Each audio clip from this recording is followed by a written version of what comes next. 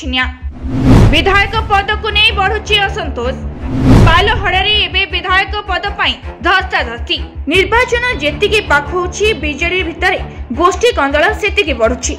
एबे नवीनकर लोकप्रियता जे भଳି तीव्र गति रे ह्रास पाउछि सेही नियारे निजे घिओ ढाळुछि बीजेडी। निर्वाचनी प्रचार बिगुल बाजिलानी कि नाही शासक दल भितरे पुणी आरंभ हेलानी विधायक पद पाई शीतल युद्ध। एपटे सर्वे रिपोर्ट अनुसार बीजेडी समर्थकों हार कमिबा क्षणी एथिरे दाऊ साजुछि बीजेडी गोष्ठी कंदल। पूर्वर उत्तर भुवनेश्वर विधायक प्रियदर्शी और सुशांत मध्य चलता कंदल राज्यवासी सम्मुख को आसाला। एबे पुणे दल भितर कलहर निया सृष्टि होइछि। सूचना अनुसार पालहड़ारे मुकेश अवनीकांत मध्य लगी विधायक पद पाई भिड़ाभिड़ी।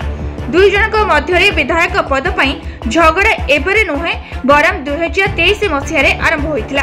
हेले एबे निर्वाचन पाखे आसिबारु कंदलर निया पुणे थरे तेजिबार लागिछि। पालहड़ा ग्राम रे मुकेश कुमार पाल विधायक पदरे नियुक्त होइतिले, किंतु 2023 मसीह पालहड़ा ग्रामवासी मुकेश विरोध में स्वर उत्तोलन करथिले एवं बीजेडी कर्मी मुकेश हटाओ पालहड़ा बंचाओ स्लोगान देथिले। एबे पुणे सेही असंतोष मुंड टेकिछि। मुकेश विरोध में करा जाउछि सभा, केउठी बंधु मिलन नारे तो केउठी बीजेडी कर्मी अवंतीकांत जनावेश रे। सबुठी मुकेश विरोध में करा जाउछि षडयंत्र। पालहड़ा ग्रामर 42 नंबर जोने बंधु मिलन नारे सत्यबंध ठारे सभा करा जायतिला, जेउथिरे प्राय 7000 जनता आसीथिले।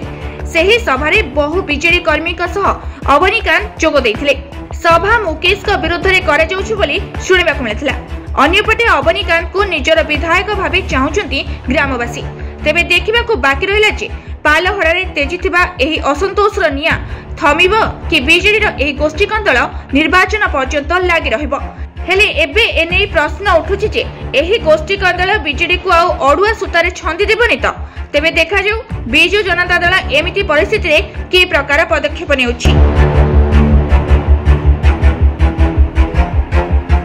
ब्यूरो रिपोर्ट कर्तव्य न्यूज।